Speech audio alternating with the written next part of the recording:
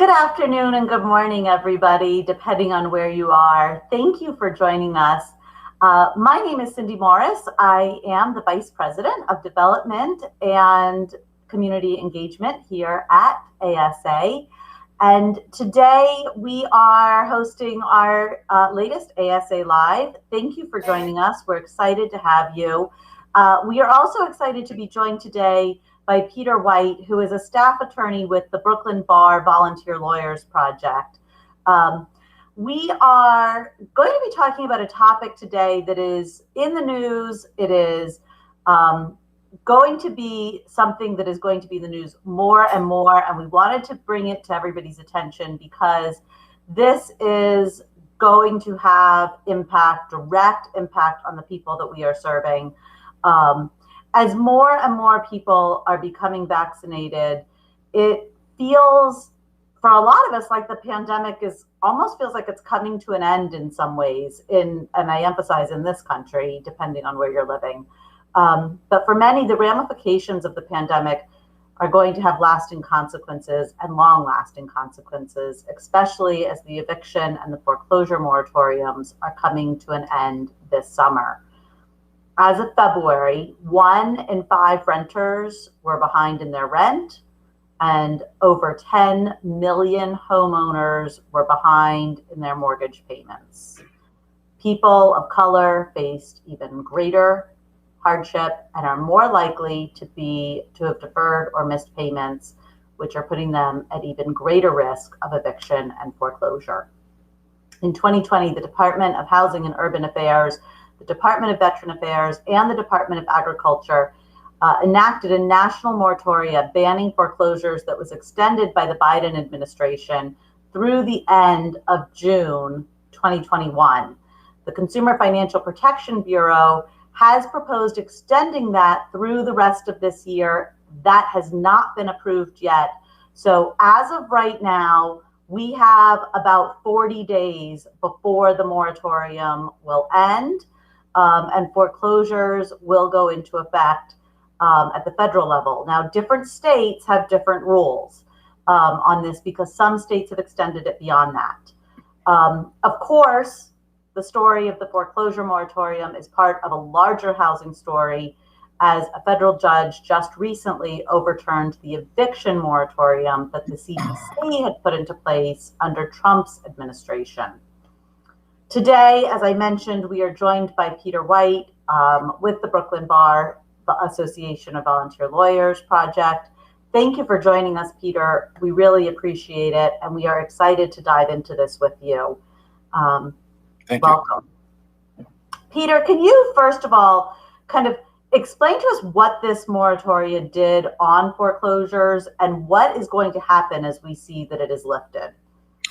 Okay, so the moratorium, I'm going to say it in the most basic ways possible so everyone understands.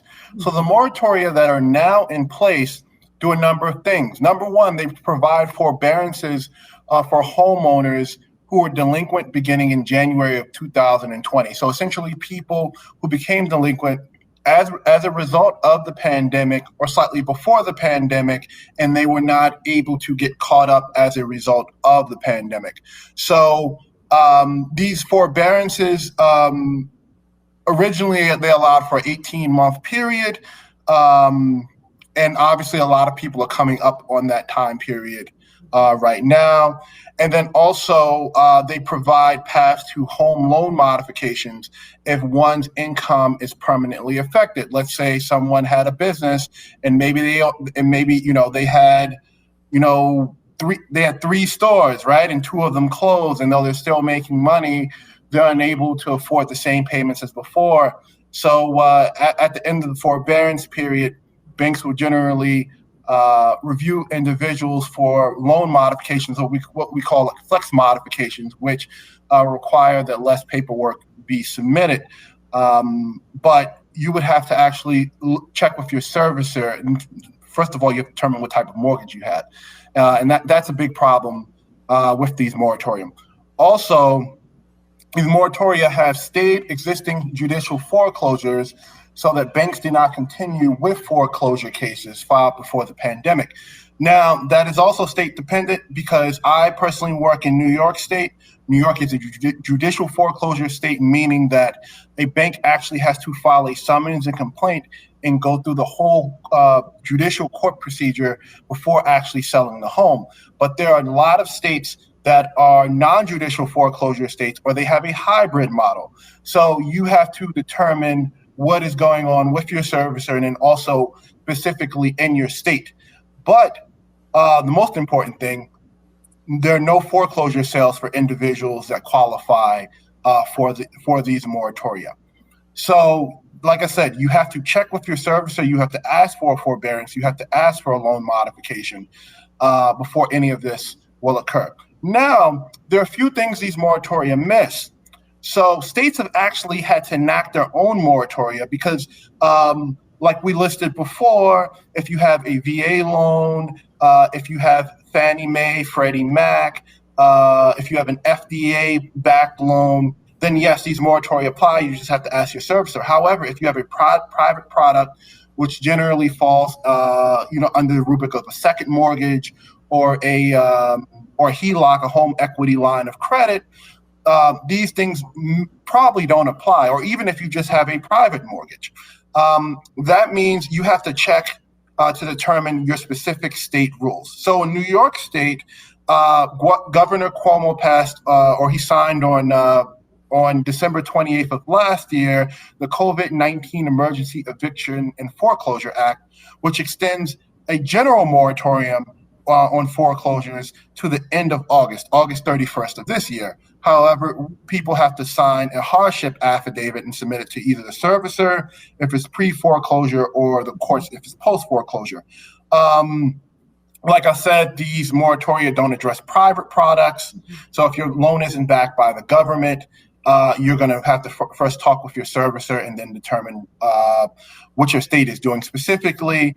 And then a big problem, like I said, is you still have to reach out to your servicer. So you have to be proactive in this. The servicers can go ahead and still move forward in the foreclosure process if you have not reached out to ask for the forbearance, is what you're exactly. And that creates a bigger problem with individuals with less access, because I know here I'm still working from home. I know a lot of individuals are still working from home. So how do I communicate with other people?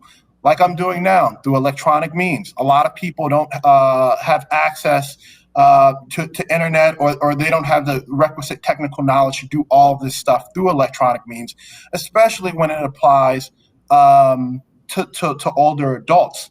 And that's something we're seeing. Also, people who may not have the best knowledge of English, or English may be their second language, maybe they don't write as well in English. So whereas before they would have direct face-to-face human contact with people, now they have to do everything through electronic means. So that is a big problem we are seeing. That's one of the things we talk a lot about on ASA Lives is the importance of sharing this information. We are holding these programs. They're specifically designed to give everybody just enough information, but also with the idea that we want you to share this information.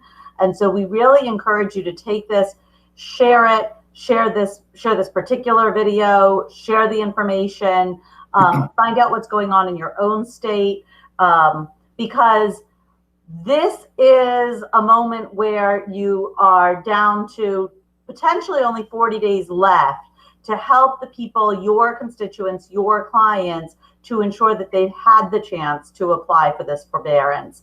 Why are older adults in particular at risk in here? Is there a connection to reverse mortgages? Is there a connection to that you were mentioning the second, the home equity loans? What is making older adult population particularly at risk that we want to keep an eye out for?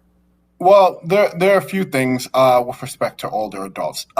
So in terms of direct income, a lot of older adults, clearly they're getting Social Security, and then obviously a lot of adults are baby boomers, so they are the generation that actually receive pensions. So people are paying their mortgages on based upon pensions.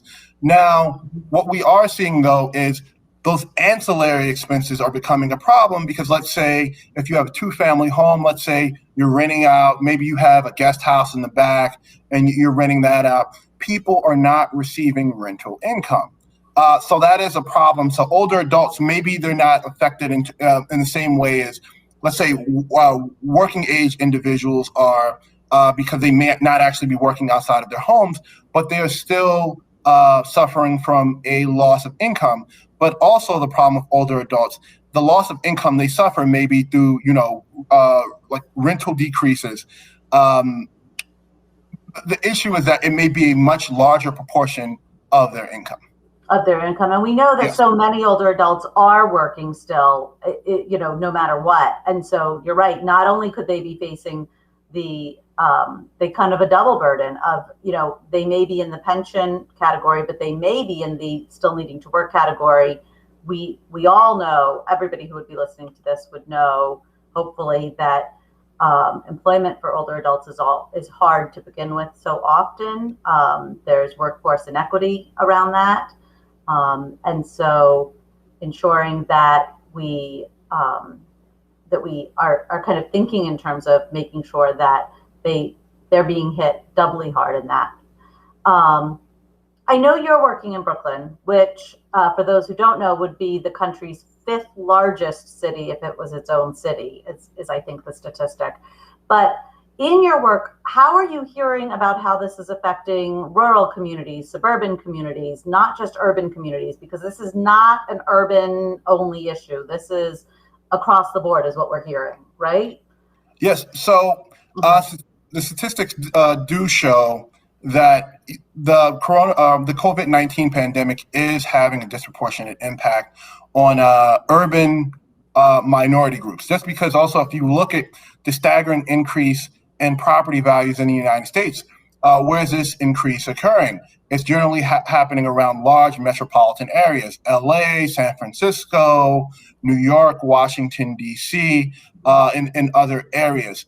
Now, the problem I would foresee with respect to rural or suburban areas relates to obviously lack of income because it's already harder to find jobs in these areas.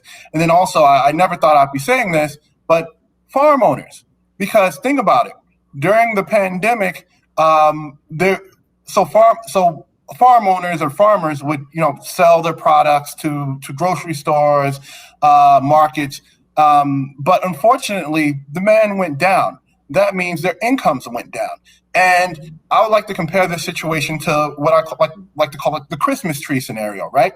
So during the Great Recession, farmers or tree planters actually planted fewer Christmas trees because there was less demand during that time. So then 10 years later, there are fewer Christmas trees because it takes 10 years to grow an evergreen, right?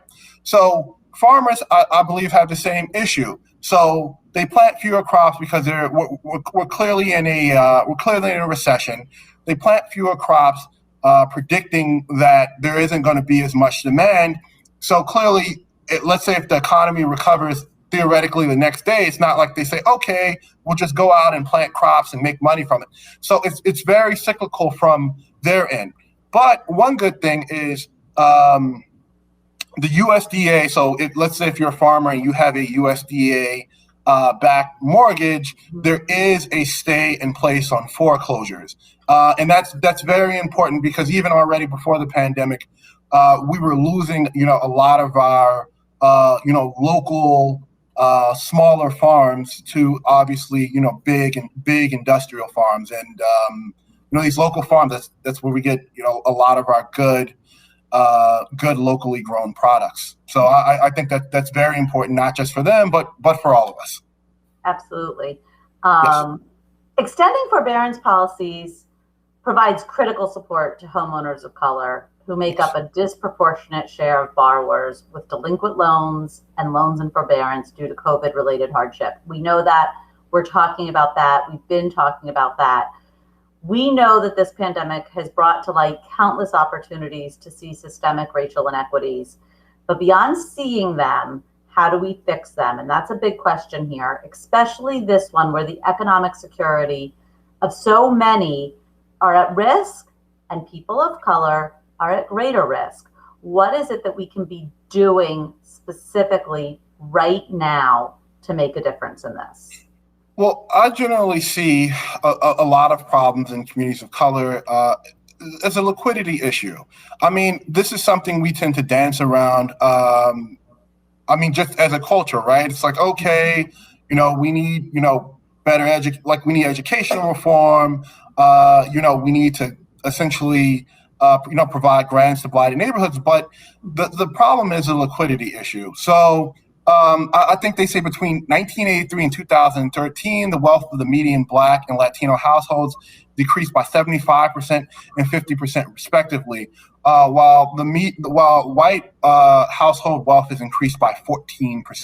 And clearly, I know it's not everybody, but aggregately, as a nation, that is a problem. So if you can't, so let's say if you're Black, you're Latinx, if you can't pay your mortgage, chances are you do not have savings to, let's say, pay it 6 months out in case you don't have work.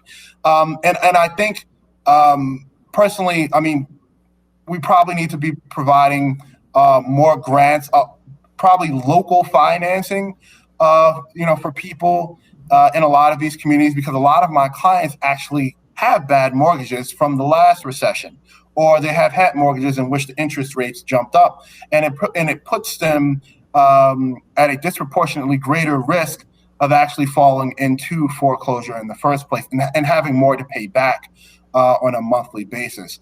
So I think we need more equity, number one, in how we distribute mortgages, because it is a big issue, and then also more services to provide a way to put liquidity in communities, for local businesses to grow, and also for individuals within certain communities to rejuvenate their communities themselves. So I see it as a banking issue. A banking issue. That's a really interesting point, that liquidity point, right? Because I know for so many of us who, COVID hit, and I know I lost my business in it. The very first thing I did was calculate out how many months can I handle this, right? And it's a really vital piece that you're bringing up, is that for many people, they don't have how many months, they had how many days, right? And some of them had 0 days. And I know, a lot of the work that all of us are doing, for those who are in the communities doing the work, right? It is often a question of, how do I get the food on my table right now? And right, that's where we're at here. And so this moratorium let people worry about, how am I feeding my family, not how am I housing my family right now. Especially if it's a multi-generational household, especially if it is, kind of a bigger picture issue right now, where you're talking about perhaps grandparents are caring for their grandchildren. There's a lot going on here, and so there's a lot that we need to be thinking about how we can ensure that the news about this gets out. So I'm going to say this again right now. The importance of sharing this program, I cannot emphasize enough, because we only have 40 days left. Now, again, depending on where you live, you may have a little bit of extra time, but generally speaking, across the country, we have 40 days left to ensure that people have a chance to apply for the forbearance. And that's not a lot of time, because it is a process. And so making sure that your clients know that this is something that is available to them. I know, Peter, you would just explain to us that so many people don't know, especially if there are language barriers, especially if there are technology barriers, especially if there are economic and socioeconomic barriers. So we want to make sure that we are reaching beyond maybe our general audiences, to make sure that this news is getting into the hands and getting into and becoming a resource to everybody who needs it. And that's why we're holding this program today, to make sure that you have the time to get this information into those hands, which means that you're going to need to know what resources for aid are available. So, Peter, what resources are available?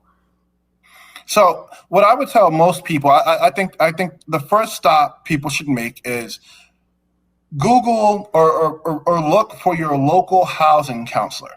In New York, we have multiple local housing counselors. Even when a bank starts a foreclosure in New York State, they have to give you a list of local housing counselors. That means local housing counselors will look at your situation. They'll tell you based upon what loan you have, the options you have, and they're just all around. They tend to be all around good, caring people. I actually got off the phone with a housing counselor that we work with all the time. Housing counselors will refer people to attorneys, but they'll tell you, okay, you have a VA loan. That means you're entitled to this. This forbearance. That means you should file this form. Okay, what is your income looking like? Okay, maybe you'll qualify for this loan modification. What are your job prospects in the future? I think that's the first place to go, especially before you enter the foreclosure cycle. But if you are in foreclosure, please try to find an attorney. The attorney will advise you of your rights, especially if you're in a non-judicial foreclosure state. That means is a chance of your house being sold sooner. So those two resources right there are probably or those types of individuals you need to contact right away if you're having these difficulties.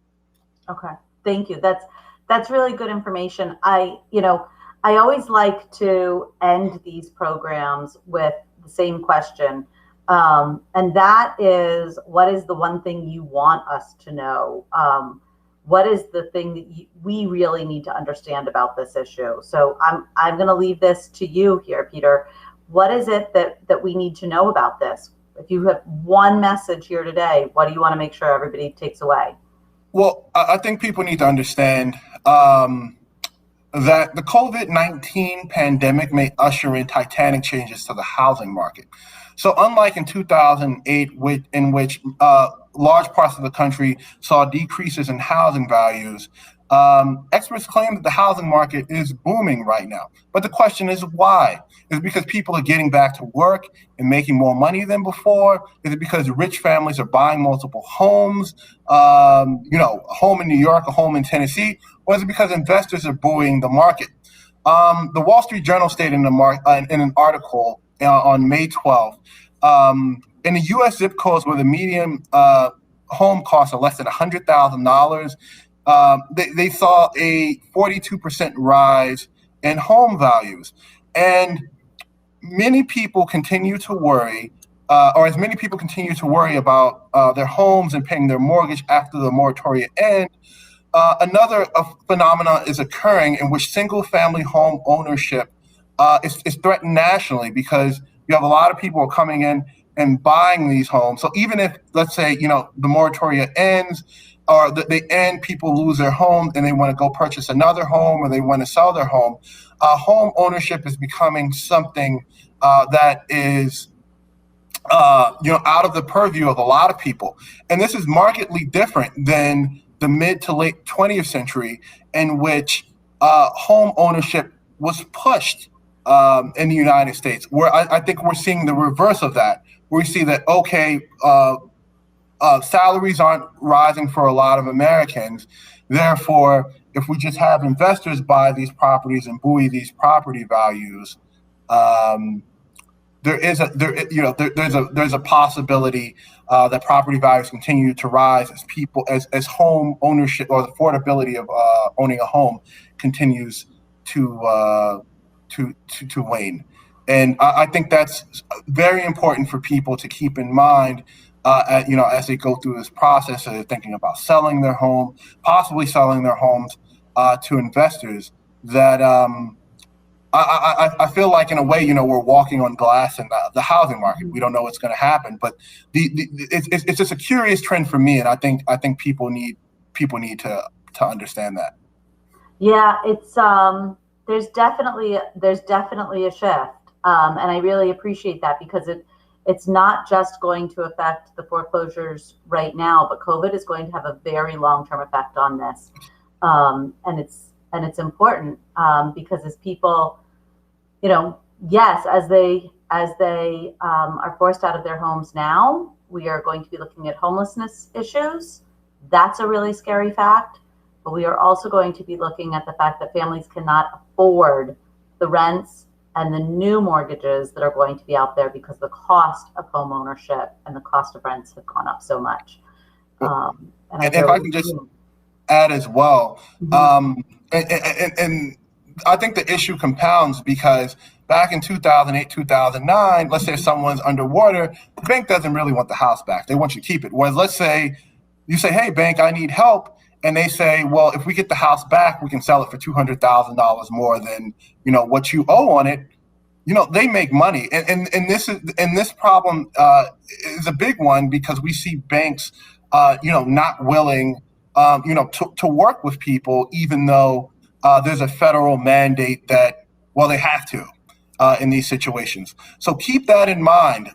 These institutions aren't necessarily your friends, but they are thinking of the numbers of it. And if home values are going up and they feel like they can get more money, you have to be very diligent in seeking out help if you need it, especially prospectively, because we don't know what's going to happen with the economy. Well, thank you so much for talking to us today. Again, Peter is with the Brooklyn Bar Association Volunteer Lawyers Project. We were really excited to partner with them on this topic today because they are doing this work. They are working so hard here in Brooklyn.